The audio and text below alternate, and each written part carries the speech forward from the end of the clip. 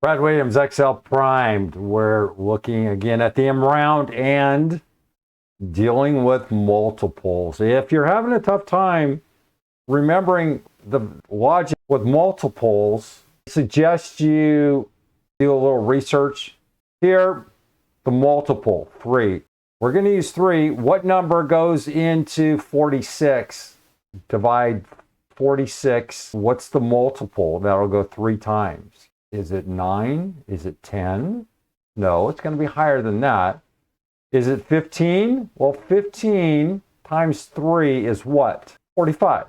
And this MROUND always wants to go higher. So 46. So 16 times 3 is what? It's 48.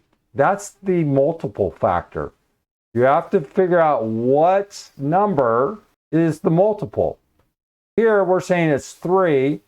What's the number that's going to get us to this number? You see how it goes down? If we go 3 times 20, that's 60.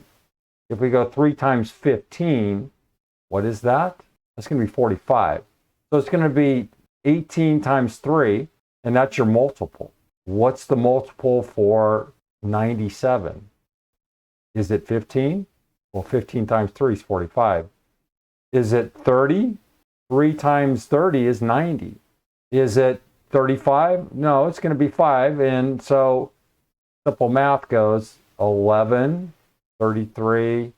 If we used 11, it would be 9. 11 times 3 is 33.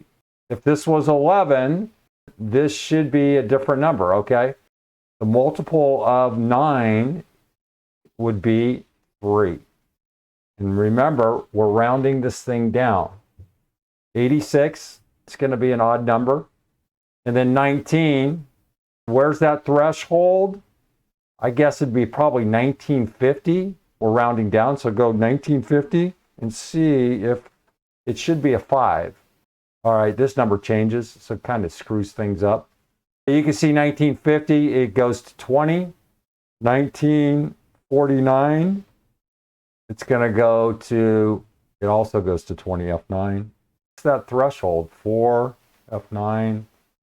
The 1919 still breaks, what is it, 1850?